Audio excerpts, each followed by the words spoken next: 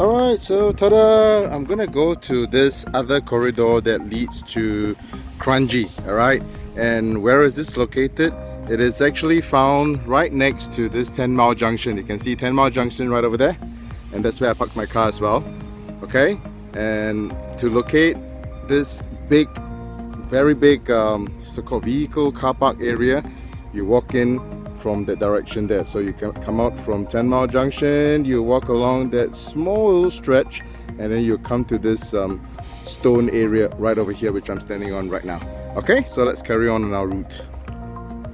And we'll go that way.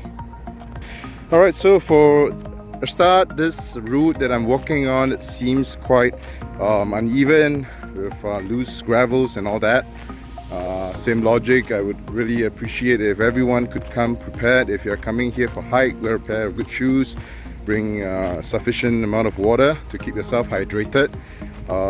Yes, of course, your first aid kit, and of course, last but not least, please prevent mosquitoes from biting you. Alright, so that means you need to bring your mosquito repellent. So you can see from here all the way to the end, the stones on the ground, loose gravels. So yeah, maybe 40s, I think, if you can manage it, why not, right? Just a little bit of vibration. If not, then it'll be your trail bikes. Okay, so let's continue our route. Alright, so I come to a bit of a cross junction over here. There seems to be a proper footpath if you're coming by bike. Alright, so that's over there if you can see. Alright, you can come in from the main road. You take this stretch of pathway and you come to the same route which I'm walking. Alright, just to show you again from the other direction. Okay, so if you can see, you come from the main road over there.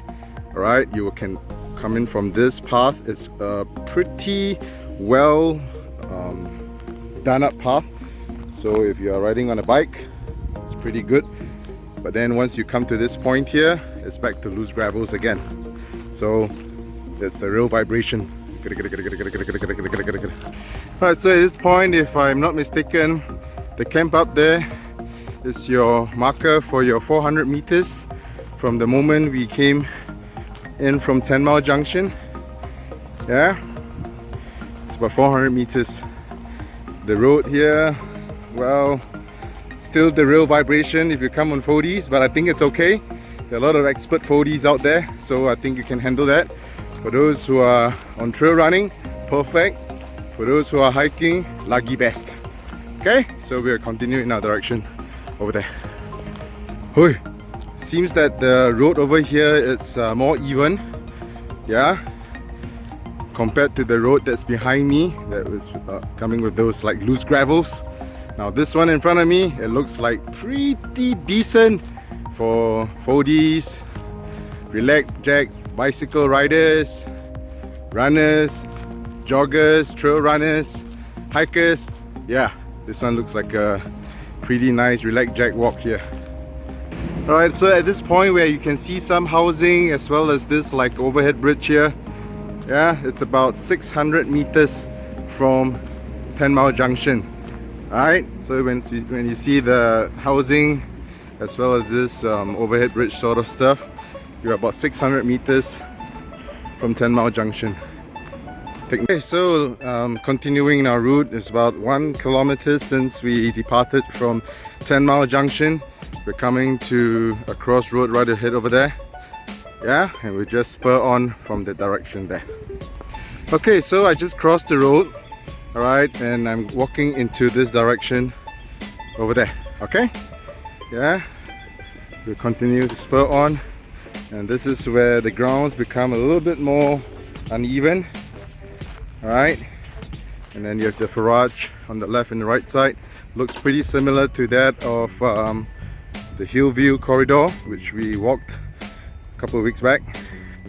Yeah, so cross the road the moment you see it, and you keep to your right a little bit, and you will come to this particular trail.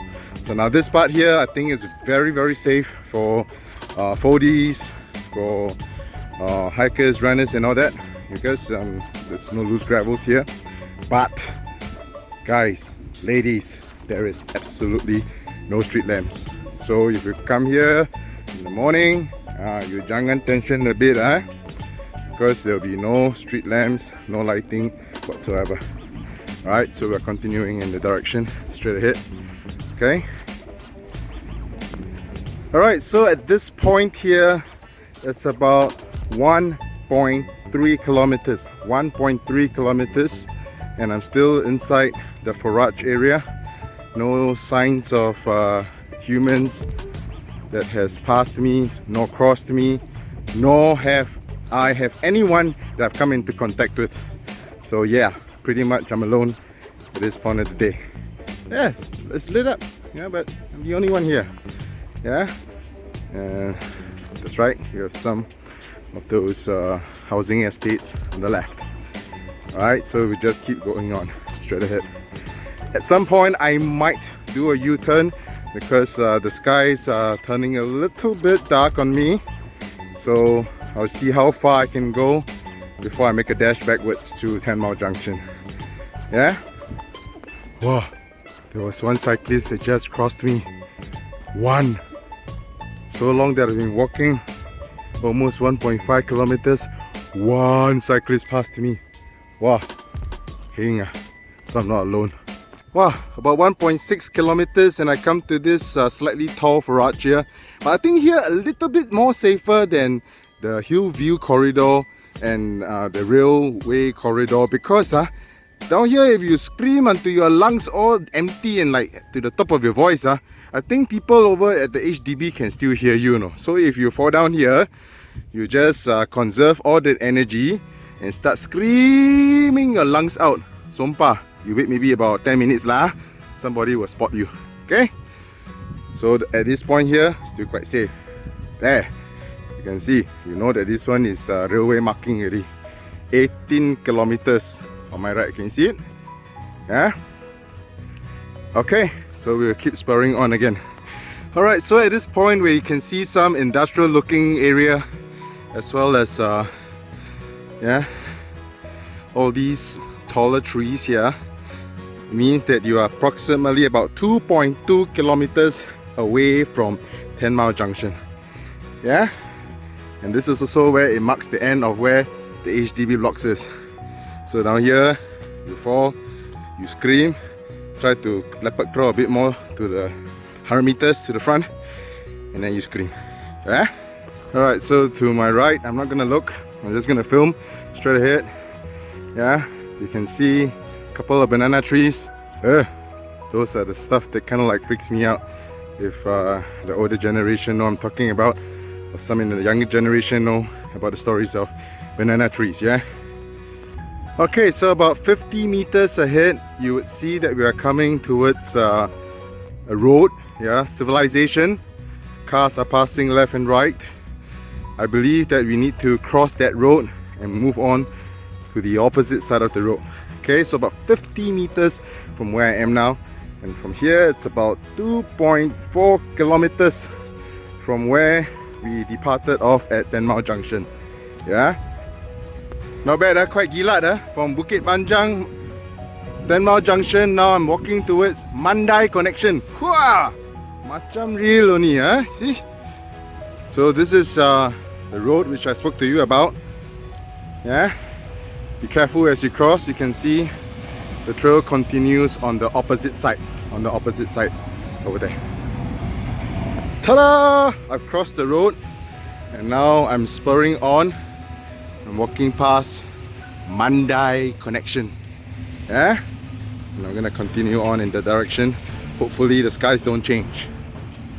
Alright, at this point, walking past the Mandai connection on my right, I'm beginning to smell a little bit of the rain, so I might do a U-turn over here. But of course, if you're on your bikes, you can head on, spur on in the direction straight ahead. Here, very easy for bikes, runners, hikers, but yes, same thing I'm gonna tell you. There is no street lamps, there is no lighting here whatsoever. Yeah.